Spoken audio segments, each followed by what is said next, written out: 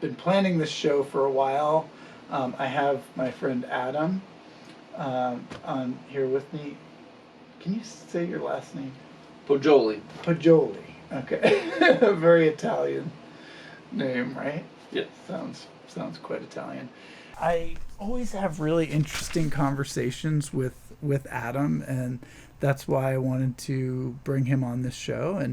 And like I said, I intend to probably move this show from this channel to Knowing the Truth, which is my other channel.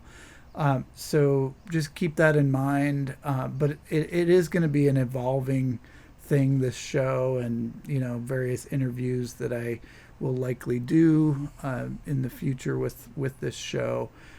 So always best probably place to connect with me is through email, direct communication, and that way wherever it is going to be, then you can be informed.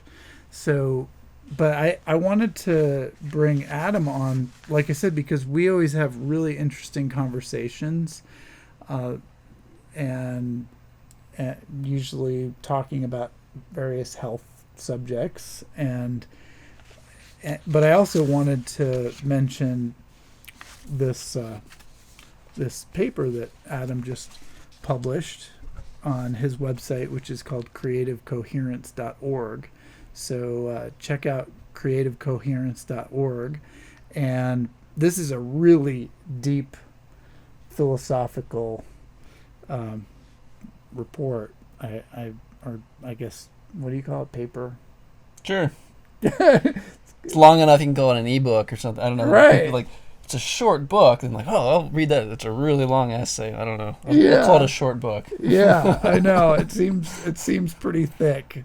So, Yeah, it's like 38-page essay, but yeah, I'll probably publish it in book format with some other essays next year. Maybe I'm approaching my Uranus opposition astrologically, so I've been waiting to publish, and I'm going into that. So now I'm going to focus on writing a lot. I've had a website for a while, but mostly it's just essays and blog entries. I don't have any published physical books, but I'm going to start doing that soon. So yeah. Well, this seems like a heavy start to your publishing career. And ironically, though, this is like my light fare. So I'm publishing cultural critique essays that are interfacing and engaging with pop culture. Whereas after I think I'm going to publish an essay book first with a lot of cultural essays, and then I'll publish a more heavy like theory book where I want to get more into like the details of philosophy, physics. A little bit more on the heavy theoretical side. Although this does have theory, I try to kind of make it a little more accessible, and that's why I talk a lot about film in the essays, because I like to use film and pop culture as a way of kind of explaining and illustrating ideas. So. Yeah, cool. Yeah, this is definitely not my normal type of reading, I would say, but I found, and I'm still reading this. I printed it out. It seems very worthwhile for printing. I don't really like reading on the screen. No, right. So, especially something that long. Yeah, yeah. But I like this concept of like anxiety of influence, and and it really, just starting to read this, it really got me thinking, because it makes a lot of sense what you're getting into here. Do you want to just say a little intro about this this essay? Why don't you just tell me what you found interesting about anxiety of influence? Well, the concept of like youthful novelty versus like as we age and as a culture ages, how we kind of lose that novelty, and I think I just found it interesting, just putting the concept of anxiety into it, because we're in a stage of our culture right now where anxiety disorders happen to be one of the most common quote unquote medical disorders, yet, there's, at least in my mind, there's a lot of controversy over whether they are actually an environmental issue that we're facing, that a lot of people don't really realize that it's actually brought on by environmental factors. So, the fact, like this concept of this anxiety of having more influences from just like on a personal level, maybe from creating more and more projects in our lifetime. So, more wheels turning could create this anxiety effect, and the same thing in our cultural, that's why I found it interesting.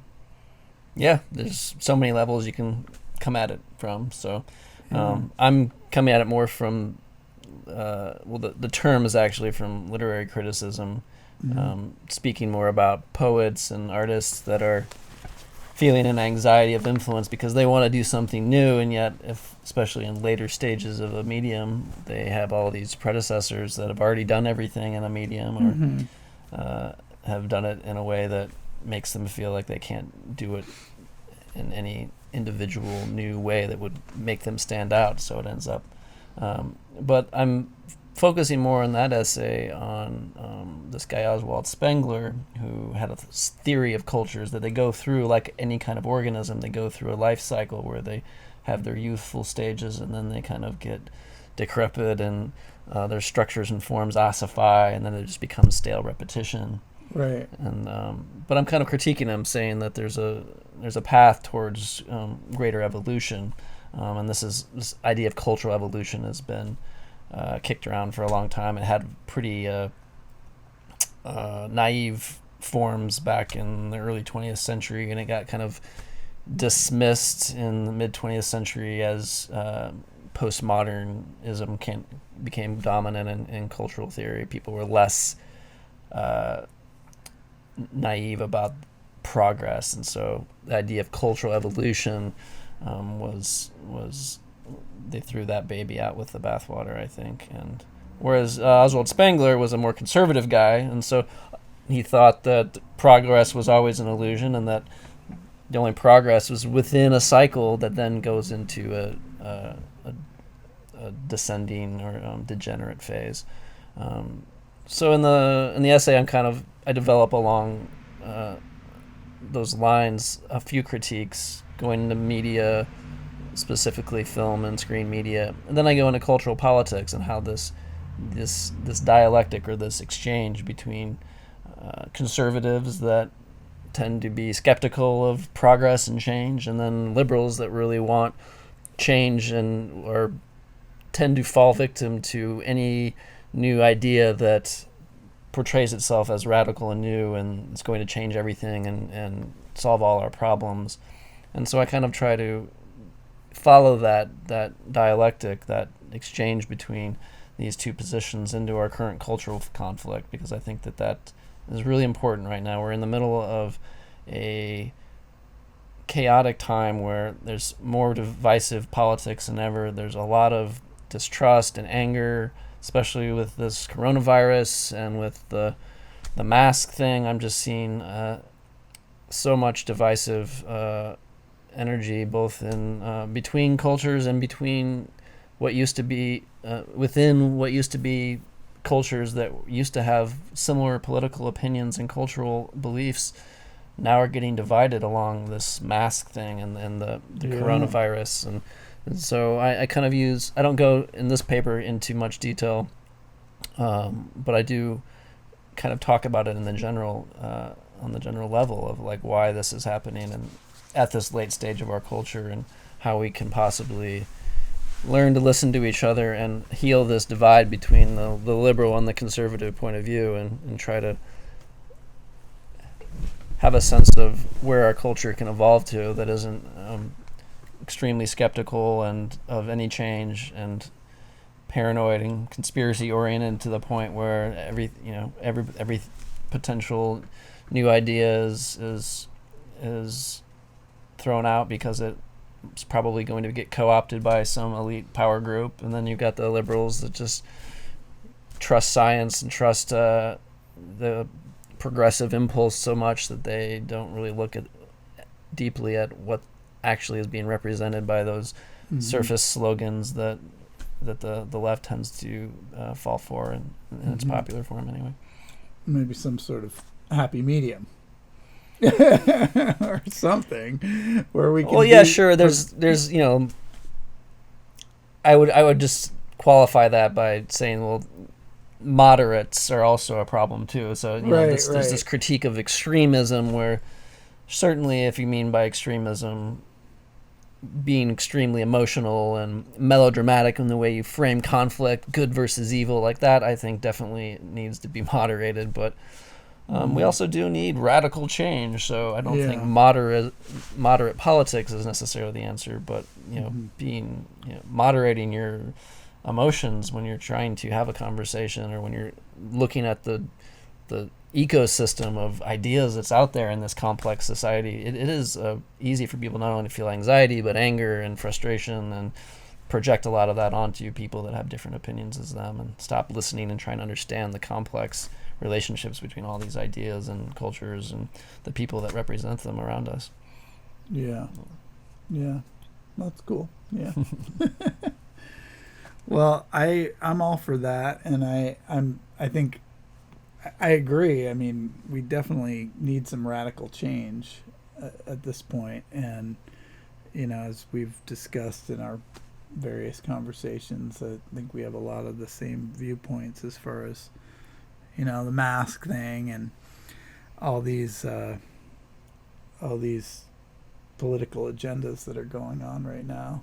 And so yeah, I hear you, which is maybe a good transition into talking a little about what we tend to have more conversations about. Like I've been saying lately, I've been reading a lot about the microbiome and how this concept of viruses has been just played out by the media, and just into this firestorm of fear that is really stirring people up into what seems like madness to me.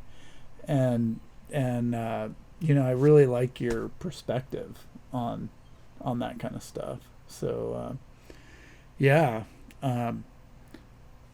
but before we get to that, I wanted to mention that this entire live thing that we're doing here today, and my plans for this show is all wireless free, because as we've discussed in private quite a bit, myself and Adam,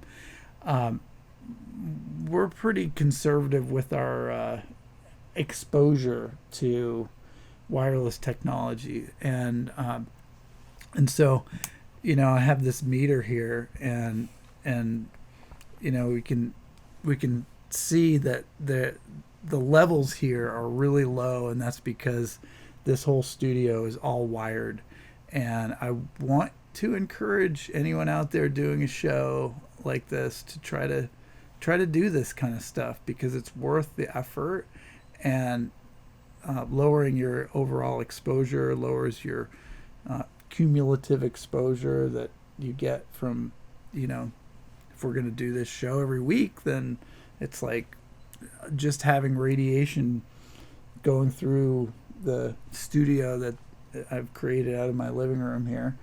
It's a lot of people are just not so conscious of like having Wi-Fi and all that kind of stuff that people have just kind of taken for granted.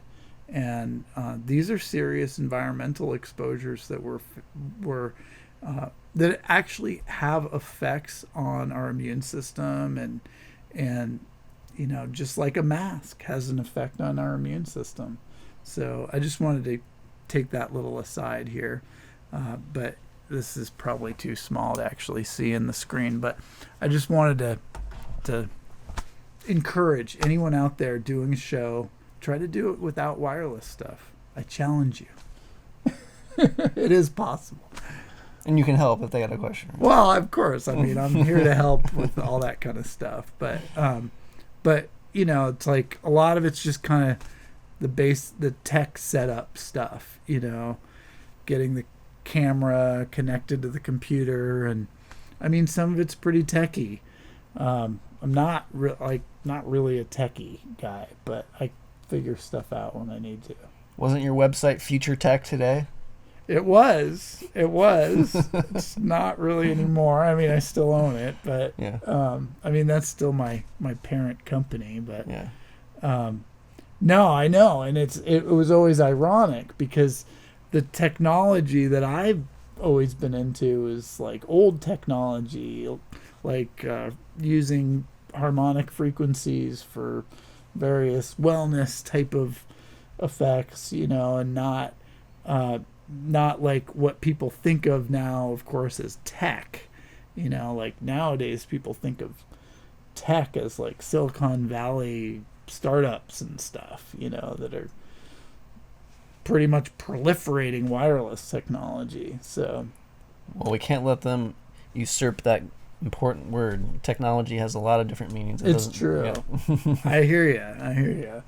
But yeah, you know, I mean, and the reason I changed to having, you know, the brand Health Harmonic is it has more to do with, it's just more descriptive of really the essence of what I do. So it's not because I wanted to get away from Future Tech Today. It's just that there's a lot of things that Future Tech Today, if you just heard that name, could represent, you know, and whereas Health Harmonic is a little more specific. So, yeah. Why'd you choose Health Harmonic? It took a long time to come up with that name, and at the time I was changing the name, a lot of the ideas I had were taken, and that one just hit, you know, and I got it. I got the name, so it was like, you know, and it really encompassed what I was doing. I like it. I'm a big fan of alliteration, so Health Harmonic. Yeah, me too.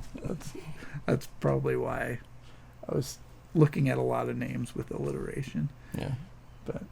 But yeah, so let's talk some about viruses and exosomes and cool. I'm so, even though the world's going to hell, I'm really happy that people like to talk about this now, because I've been interested in it for many years, and finally everyone's like interested in this topic, and it's great, even though the circumstances aren't great, and it's interesting to see that there are a lot of people that are taking a subversive perspective on this issue, and thanks to some doctors that are out there putting their reputation on the line, going against the grain, and I'm happy that they're doing so. So, mm-hmm. Yeah. So I mean, I haven't done a video about it yet, but I'm planning to do a video about the Judy Mikovits books, because at this point I've read both of her books, and I found them to be very interesting, and I think her work is very interesting, but it like some of the other popularized things that are going around in the truth movement these days. She's one of the people that I think actually understands the ideas of like pleomorphism and exosomes, and but she also really kind of believes in the idea of viruses being the cause of certain conditions. Yeah. Maybe that's a good place to start, as far as, you know, because I think at this point there a lot more people out there have this mindset that viruses are a a point of contagion, and whereas there's been a lot through history to show that it's a lot more complex than that.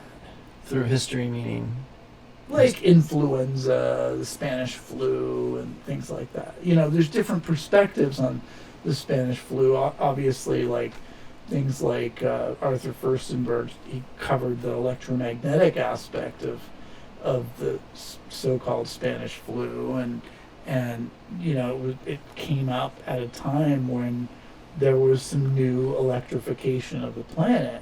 So that's pretty interesting. And then certain doctors tried to demonstrate contagion and failed. Yeah.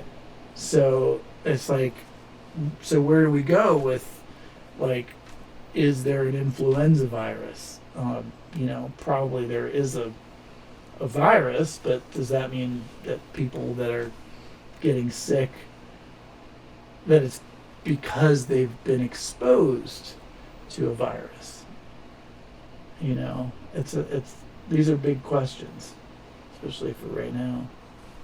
they are, but I love big questions. So. Yeah, and just to be clear, neither of us are medical doctors, so this conversation is purely for entertainment purposes only.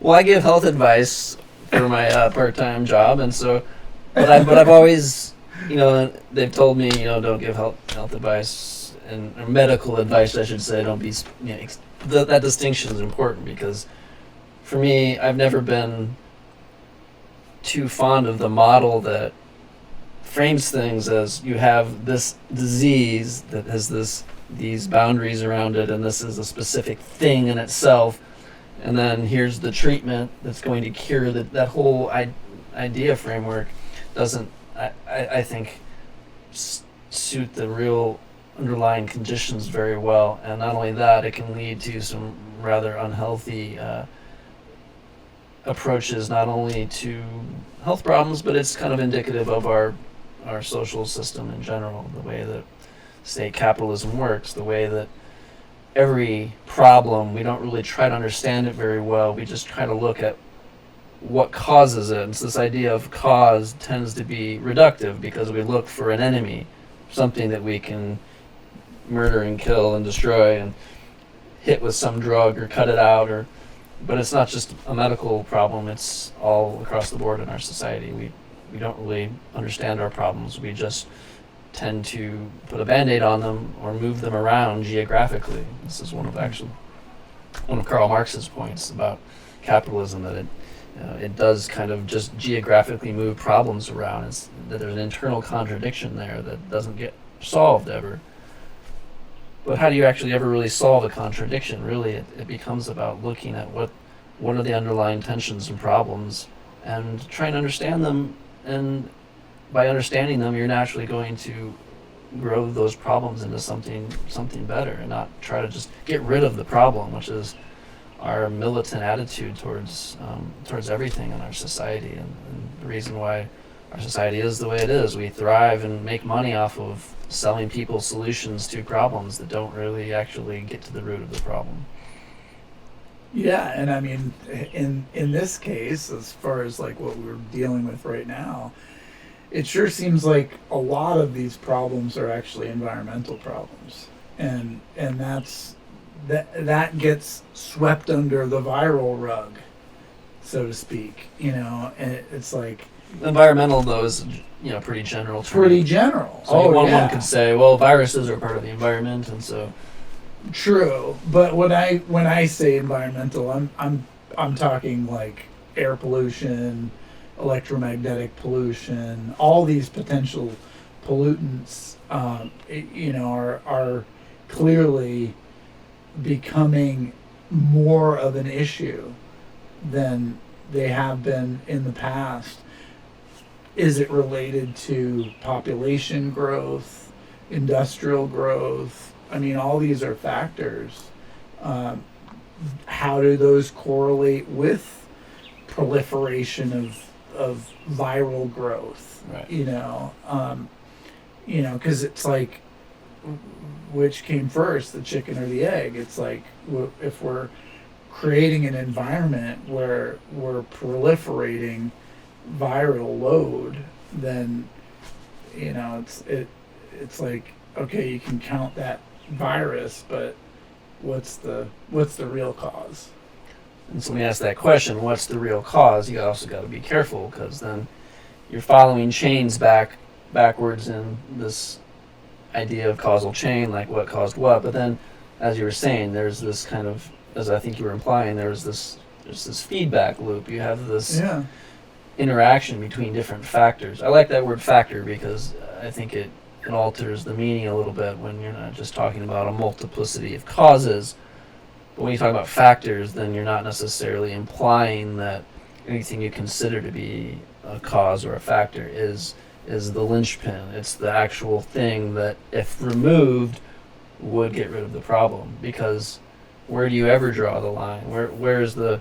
Yeah. So if you get rid of chemical pollution, then how are we going to do all those things that are causing the pollution now? Are those... Yeah. So whenever you're talking about... Instead of talking about cause, it's an idea in the philosophy of science to kind of move away from strict linear causality into something that takes to heart other possibilities. What might have been otherwise, right? If you just get rid of something, you have to look at, well, what's going to replace it?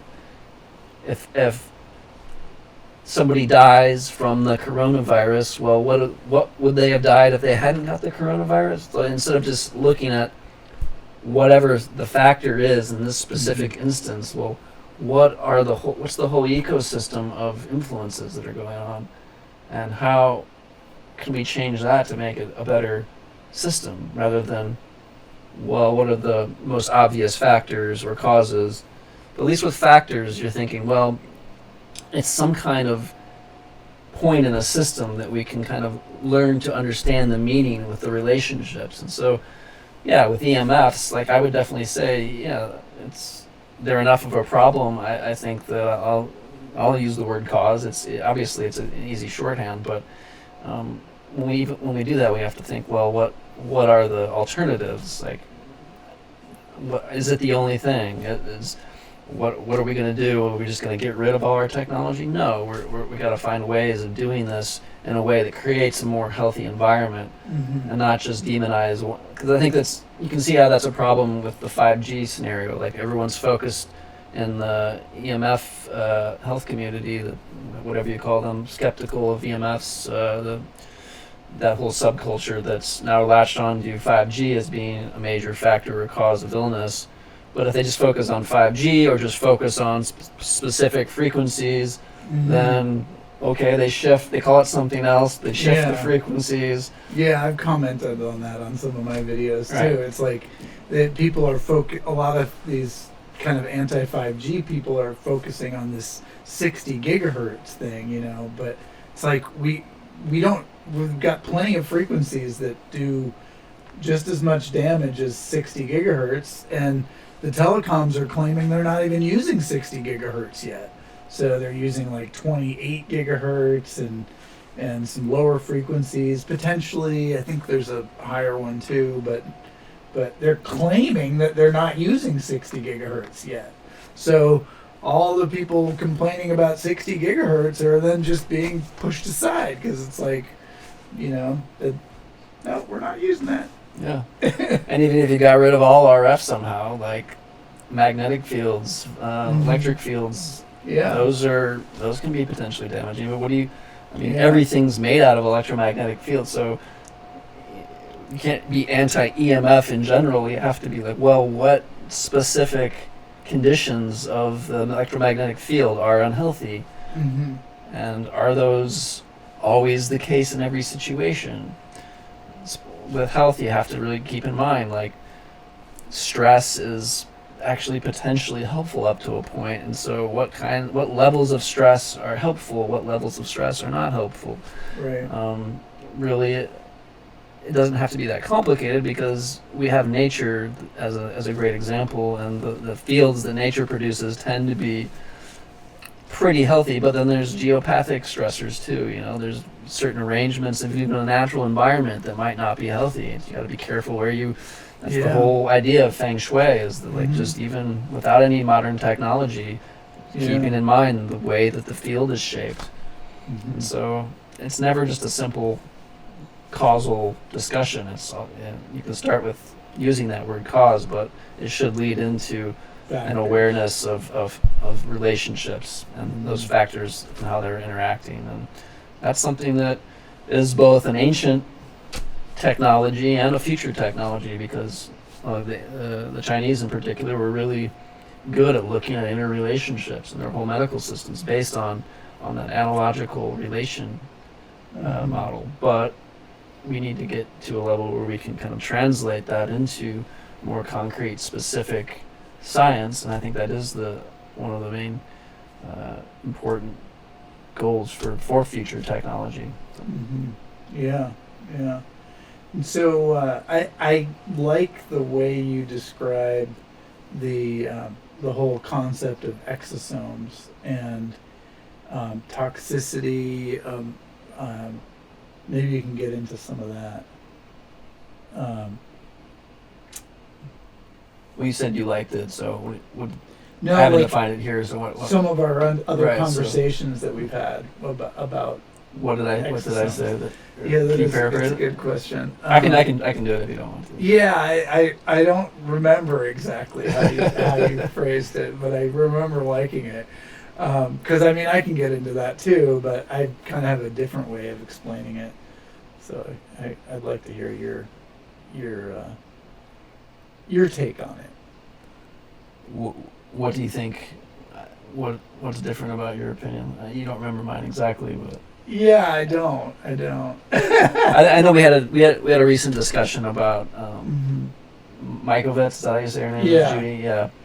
And so I think at that point I brought up the guy that invented the PCR and got the Nobel Prize, Kary Mullis, and that he also admitted that maybe an abundance of genetic material might be overwhelming to people, and so that's what it was. So he was doing that in the context of, he was saying this in the context of the AIDS crisis. So he was famously a dissenter that HIV caused AIDS. He actually wrote the foreword to Duesberg's book. Duesberg's the famous virologist that was really demonized for critiquing the HIV/AIDS connection.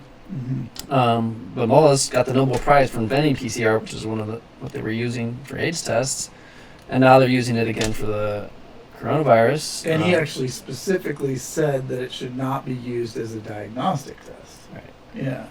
But when he had to come up with his own theory, he wrote the foreword to Duesberg, but he didn't say, well, there might be a connection. But he was kind of pointing out, well, the original people that got it and got HIV in San Francisco were having sex with thousands of people a year, and that, and just generally living these unhealthy lifestyles that Duesberg kind of focused on, and toxic drugs, lots of drugs. Yeah, but he was focused on the viral component, saying, well, if you're getting all this genetic material from all these different people, that can be a strain on the system. It doesn't mean that viruses are either good or bad, or I think it's better to call them exosomes because it puts them in a larger class of molecules that are always being interchanged between cells, and their communication signals. They're not just virus has the concept came out of germ theory, and they'd even named it before they ever saw one. And so,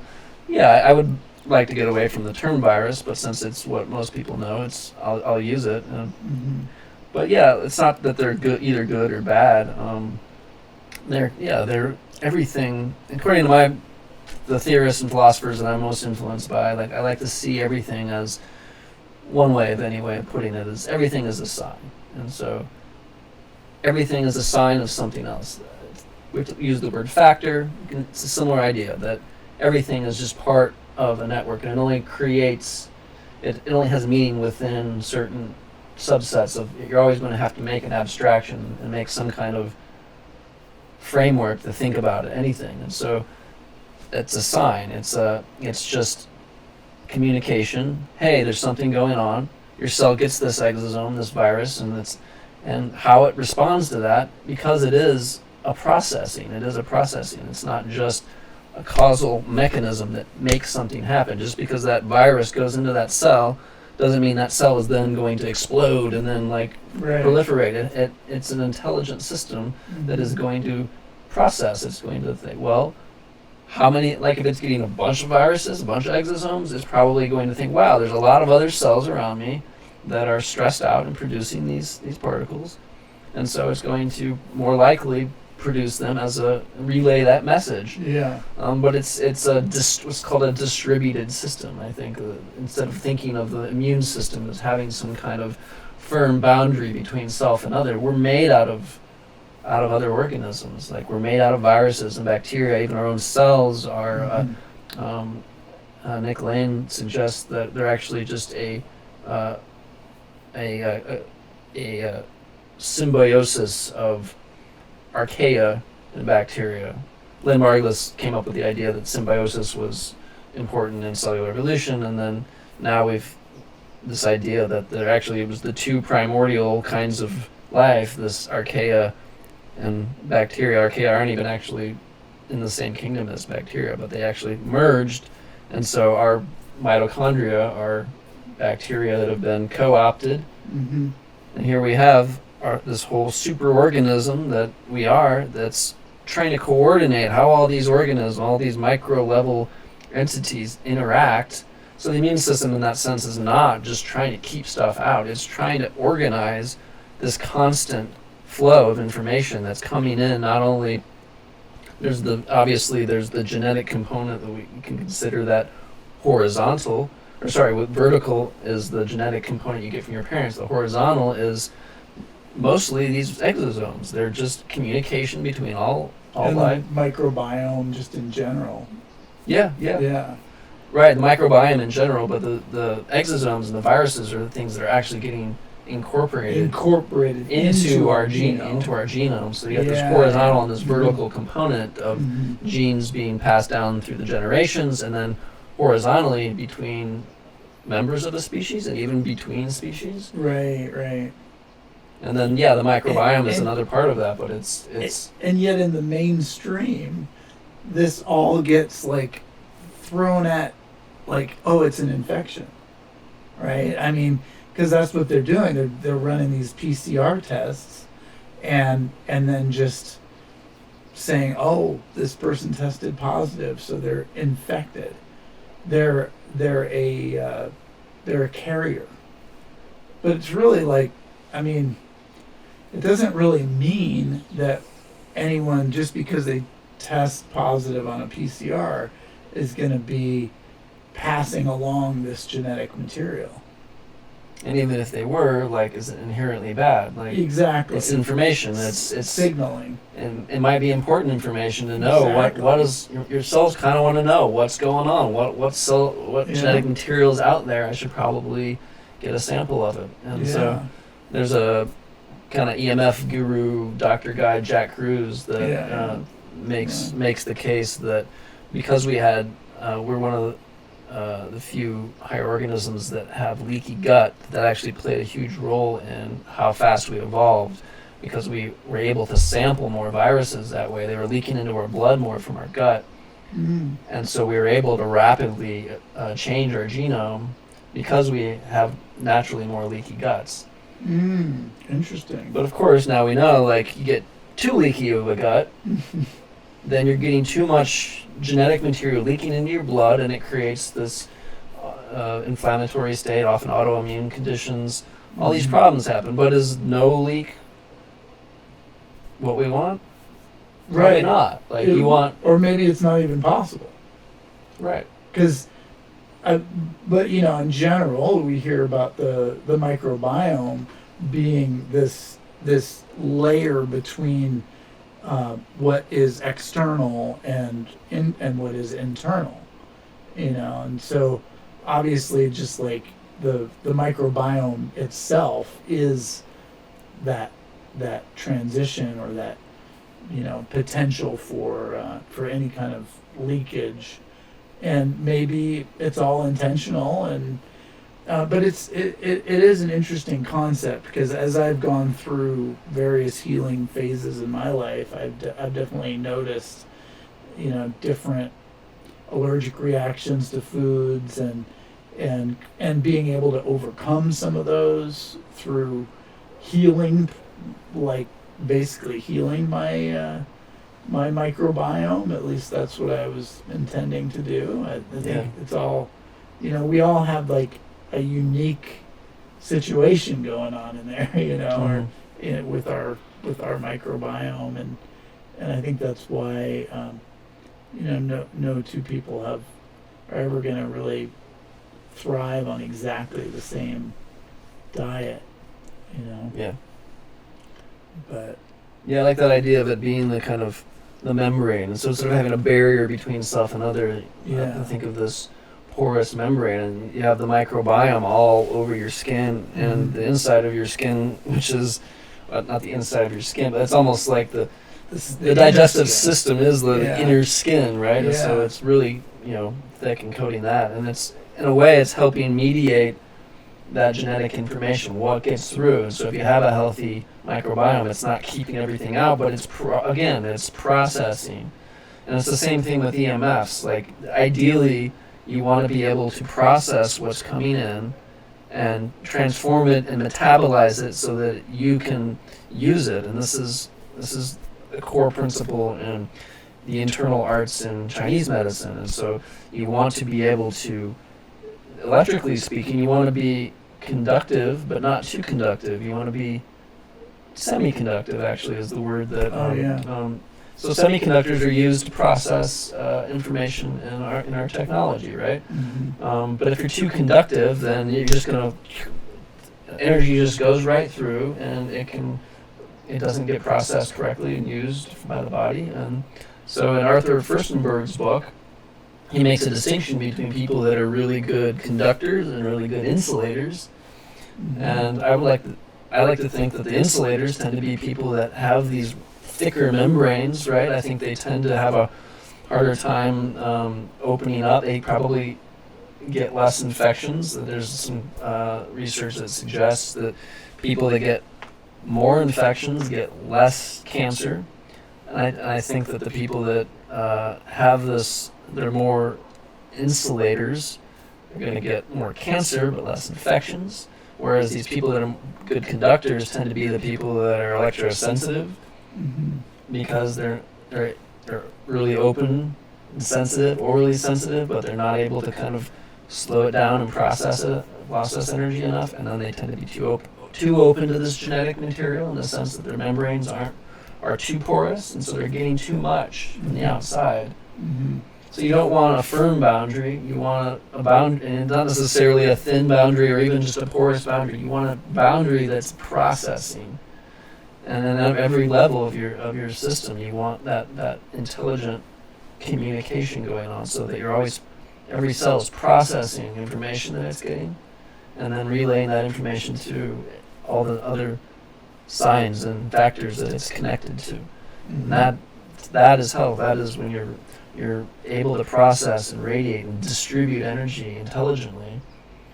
And then then a lot of these health factors don't even become as important. You can handle more stress, more EMFs, and it won't be technically stressful. But you need some stress, and that's that concept of hormesis, that it's a Greek word that implies it's just even simple things like exercise. Like a little bit of stress makes you stronger, but you have to every person's going to be different. How much stress can each person handle? Well, you have to learn. You get stronger by learning how to process the stress of change, of difference, of conflict, on all these levels.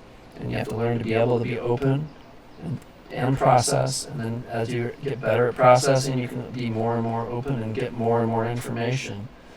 But to bring it back to what we started talking about, most people are way too overwhelmed with so much information, so much energy, both the electromagnetic fields in their environment and just the general signs and symbols of their their media environment and trying to figure out what's going on, who to believe, and all the people that they're having to deal with. And so it's natural now that people are just all on some subconscious level just accepting this new paradigm of like, stay away from me, like it seems like it's an expression of this general feeling of anxiety and being overwhelmed with not knowing what to do or who to believe, and better just listen to the authorities and protect yourself.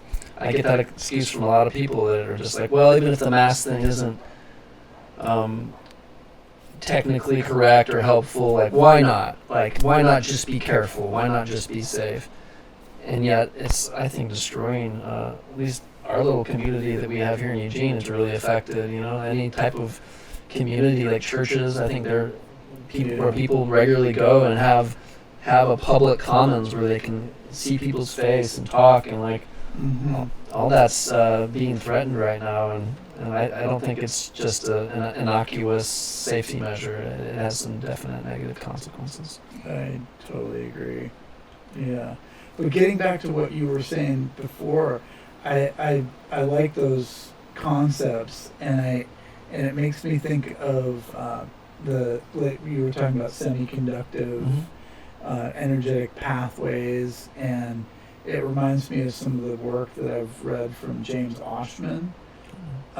Really, really cool author. He's done a few books on energy medicine. Cool. And just the understanding of the semiconductive nature of our structural collagen framework, our intracellular network is essentially makes up a semiconductive pathway throughout our bodies, and of real, like most organisms have this semiconductive nature throughout their protein networks. Exactly. Or their collagen networks, and the interesting thing about that gets into some of the latest stuff about the water pathways that in those tissues. So these fascia that are hydrated, they are again communication pathways where the gelatinous structure water forms these communication networks. Right. And that's a really interesting thing, in the way that ties into this whole exosome thing. I think it's another real interesting topic, because it's kind of those are two different information pathways, communication pathways. The exosomes and then and just the structured water gel networks through our basically through our extracellular networks. Right. Yeah. One's I think I said intracellular before. I meant extracellular. But it ties into the intracellular network too. Well, intra would be between cells, right? Yeah. Intercellular would be within the cell. Intra is between. True. And So extra. I guess I got that a little. But extra would be outside of the cell. So. Okay. I guess they're kind of compatible, right? Right. Intra between the cells. It Yeah. just emphasizes the extracellular environment between cells, maybe. Because the way I understand it is that the intercellular is the structural matrix of the basically the structure that holds the organelles in place. These are the what are the networks called? The fibrins. Yeah, and the fibrin structures that basically give the cell its structure, and as I recall, those are also semiconductive and network with the semiconductive intracellular matrix as Right. well. So there's a lot going on there, and that has to do with the water that we're getting from our diet, from our environment, from our water that we're drinking, and it ties into some of these old concepts of living water, like Victor Schauberger kind of stuff, and Rudolf Steiner. You've gotten into Yeah, that cool. stuff Yeah. quite a bit, yeah.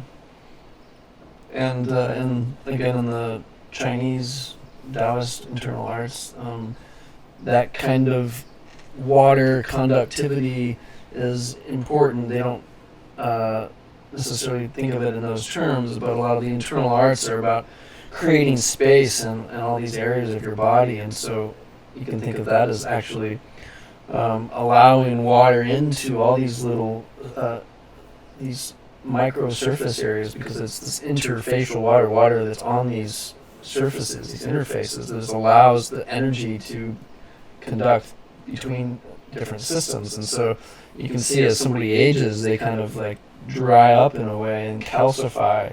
A lot of that's because the water isn't getting into all those little nooks and crannies, and so that's why in the internal arts and ancient Chinese culture, they stress so much these practices like qigong, these energy practices, where you're actually trying to expand the areas in all the bodies, especially in the making the fascia semi-conductive, and then making space in the joints especially, and then you create space especially in the organs. The organs are really important.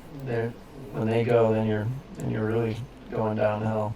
But you have to have space for them. I think a lot of that space gets filled up by water, not in the sense of just being bloated like someone's retaining water, but it's structured water, because it's not just being retained in some excessive way. It's actually getting filled into these spaces that are created by proper posture and energy conduction. And so as you do these internal arts practices, you're allowing that energy to flow in to that space, and then the water that's there gets structured by the energy. Mm-hmm. So I think there can be too much emphasis sometimes on structured water. Your water's drinking structured water. I mean, I always stir my water, I do that, but the water's going to get structured more or less depending on how well the energy is flowing in your body. Right. If it's not flowing well into an area, then it's not going to get structured well, even if you're drinking some fancy, super duper techno-structured water.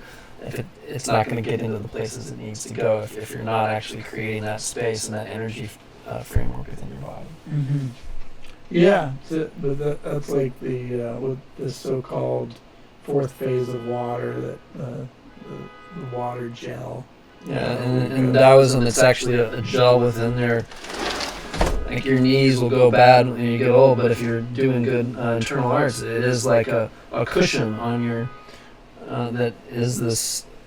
It's not some special fluid or anything. It is basically just probably these few layers of structured water, just all in the right nooks and crannies, that create this cushion, so that you're not putting the pressure on all these joints and organs that wears them down. It is just about this gel just being able to be the medium of connection between all these other different systems. Mm-hmm.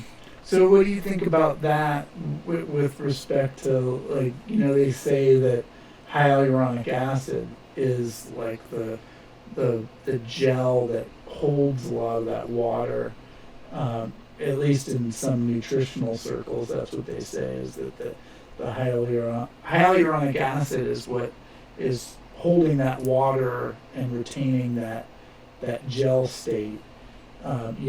Yet there's other schools that are just saying it's the so-called fourth state of water in a gelatinous state. So yeah, I think it's both. I mean, hyaluronic acid's interesting. It's probably really important in your joints, especially. And I think they found it in those tentatively associated with acupuncture channels. I think they're called the Korean guy, Pogioli channel, something like that. I forgot how to say it, but they're these little microvesicles that they're one of the contenders for like acupuncture channels. They're probably somewhat related, and they found hyaluronic acid within those vesicles, along with some genetic material too, and so people speculated that there's like a biophoton network along those as well.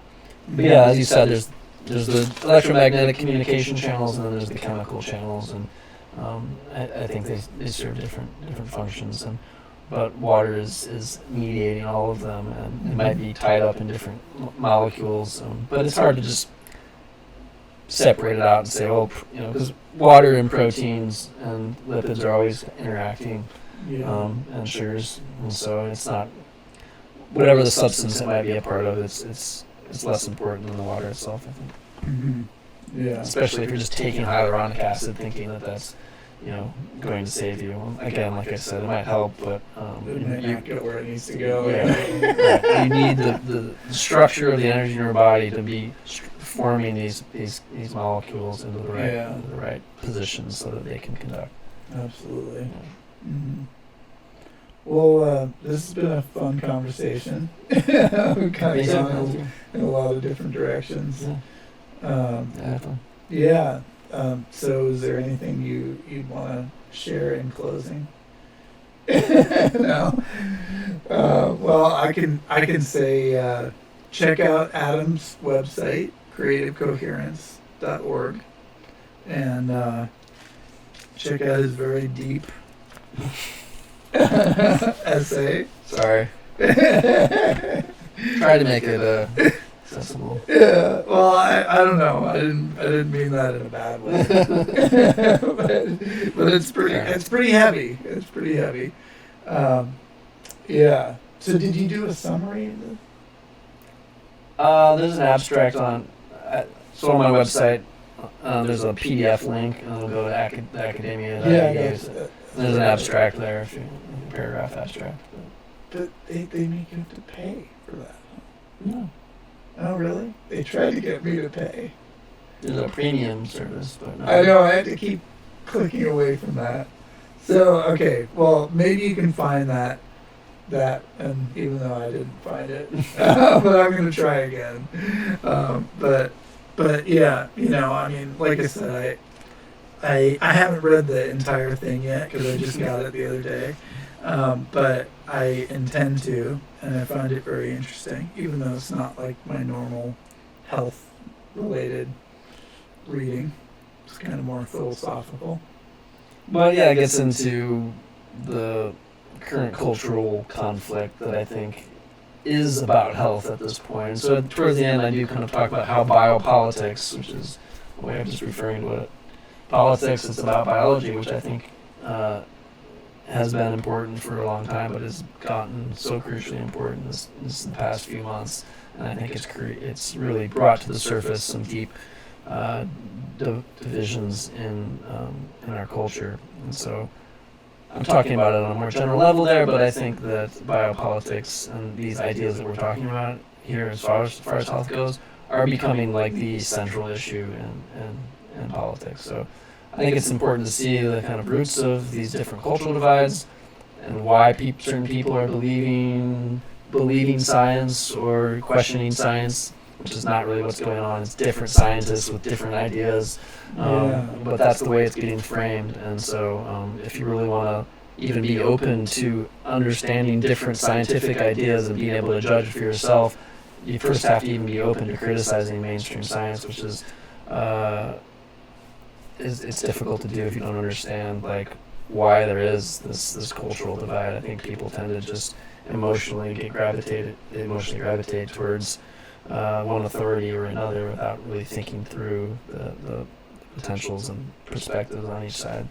Yeah, let's dig into that a little bit before we close out, because I find that very interesting. I like what we were talking about earlier, just about like the layering that's going on and the way science is getting kind of pigeonholed in different ways that tend to discredit a lot of potentially important considerations. I think you have some interesting things to say on that level. It's a big topic. I don't know if you want to start getting into it, but yeah. Well, we can just touch on it, just whatever comes to mind in that level. What specifically? Well, like the truth movement. It just like the way it's been kind of marginalized and chopped up to the point where it almost seems like there's nothing bridging people that aren't already there into being more conscious of what's really going on. That's kind of what mainly motivates my work, and why I do tend to write in a little more academic styles, because I want to kind of come at conspiracy culture, alternative culture, whatever you want to call it, from a more philosophical angle, to show that there's good reason for finding value in some of this stuff. The problem is that so much of the value is enmeshed within a kind of cultural climate that, it tends to be people that are, more paranoid on the extreme level, and then some people that are, rational and reasonable, but maybe don't have the proper context or explain things in a way that can appeal to more skeptical people that are more skeptical of conspiracy theory. And even that word conspiracy theory is a way of dismissing a whole genre. Not even a genre, I mean, it's really just, it's being used in multiple scientific and thought fields to just paint everybody into one conservative conspiracy culture that's being associated with Donald Trump, with even for fascism, because conspiracy theory was a big part of fascist culture, and anti-Semitism, and all these things that are covering over that there is a real alternative way of looking at the world that is inside this, what I've made just generally called contemporary spirituality. The New Age is one word that was used for a while. No one ever likes the term. It's more of a pejorative people call other people at this point. Right. But it has a lot of different aspects to it, and some of them are really silly and easy to make fun of. But that doesn't mean even those are without value. I try to just look at all corners of culture and find things that are of value, but then put them in a context that is more refined and can make more sense in connection with things that are more philosophically palpable for educated people.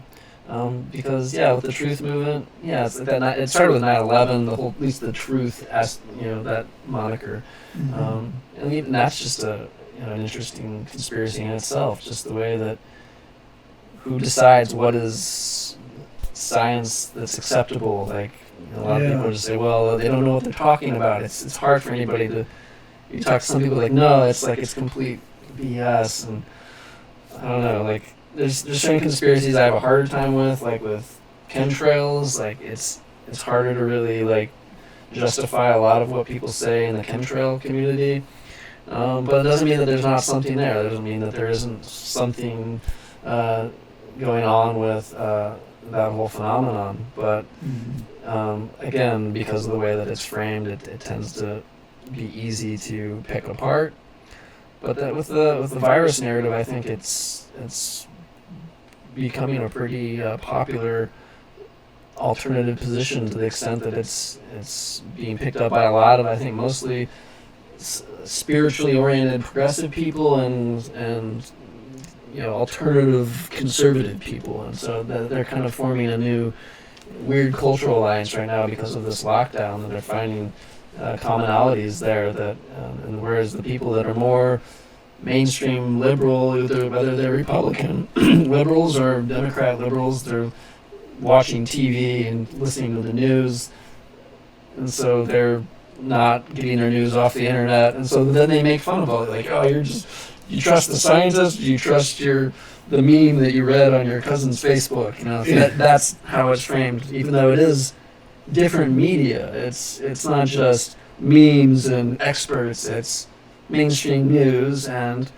the whole ecosystem of the internet, which has a lot of, of course, silly memes that aren't very intelligent. But it also has incredibly intelligent doctors like Dr. Zach Bush, that are really have a clear understanding of a worldly perspective of what's going on, which we don't really see on the mainstream news. Right. And so your average person's like, well, who do I believe? It's like they don't necessarily have the time to think through all this stuff. They just want to have a reliable source of information. But, I'll just say, like, some of these people in the mainstream have a lot of vested interest in the truth that they're advertising and propagandizing. So, granted, people in the alternative also have a vested interest in. It's easy to make a name for yourself if you say something radically different, and so there's also an anxiety of influence in all these aspects of our culture that push people to try to make a name for themselves. But I think it's different. In the alternative, it becomes more about having new ideas and saying something interesting that you haven't heard before, whereas the anxiety of influence in the mainstream tends to be like, well, how can I get a position in the power structure? How can I further my position? And so it tends to be people that are going to come up with ideas, even if they are seemingly new. They're going to have an interest to financial entities. So either, in this case, obviously the pharma, the big pharma and the medical industry in general is just making tons of money off of this whole narrative, and the people that in the alternative that are questioning it, maybe they're getting some more attention, and that's maybe good for their, I don't know, Zach Bush has some product that he sells, right. Like some people gotta make money, and so I'm not saying there's no vested interest there, but you can tell, like, just looking at these people, who's actually coming up with more interesting ideas, and to me, that's something that I really care about. What's an interesting idea? I'm not sitting there trying to say, what's true? Who do I believe? What's the facts? To me, that is what has created a lot of the division here, is because everyone's like, I got the facts, and the other person's like, no, this is the truth. How about what's an interesting way to look at all these ideas? Let's just say all the information is a fact. It's just what's out there. Mm-hmm. How do we look at all of it? Like, how do we interpret the other person's ideas? Like, I find it a lot more interesting to look at the biological system, to think in terms of systems, but also the system of media too. I mean, like, how are all these ideas playing out? What is a virus? Well, in a lot of ways, a virus it's a concept. It's an idea that started out of germ theory and got picked up, and it became popular for a lot of financial reasons. Mm-hmm.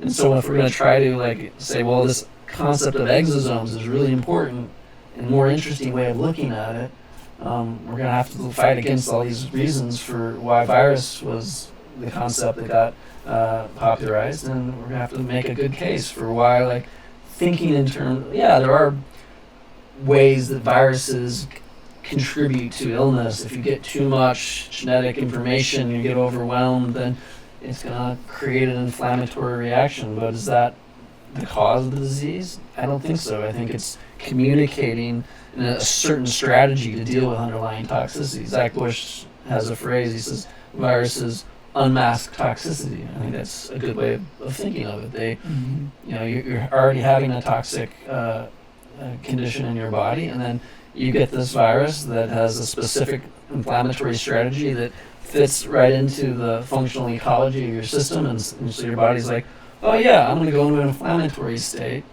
and then I'm going to use this to help detoxify. I mean, I think everybody has had that experience. After you're sick, you tend to feel way better than you did before you were sick. especially if you're able to resolve that inflammation, which sometimes people have a hard time doing. They get chronic inflammation, they get chronic illness. But this whole idea of acute illness, of infection, isn't necessarily, a bad thing in itself. In fact, as people that get more infections tend to not get cancer for that reason. They're filling that functional niche with some kind of external genetic information. Yeah. So they don't have to create a cancer to try to fill that niche. But of course, it doesn't mean that it's all good. You should just go, be exposed to as much information as possible. It's always this balancing act of how much change and openness can you handle, and that's the art of living. That's what all organisms are trying to do. They're trying to find an equilibrium within change. They're not trying to stop all change and stop all external information. But if you just be open to everything, then you're going to be in cellular chaos because you've got so much information coming in. It's going to be hard to organize. Mm-hmm. Yeah. Yeah. Yeah. Cool. Sounds. Yeah, I like it. I like that. It's a good way to close, I think. Cool. Thanks for asking good questions and talking with me. Yeah. Well, thanks for joining me, Adam. And thank you all out there. And we'll see you next time.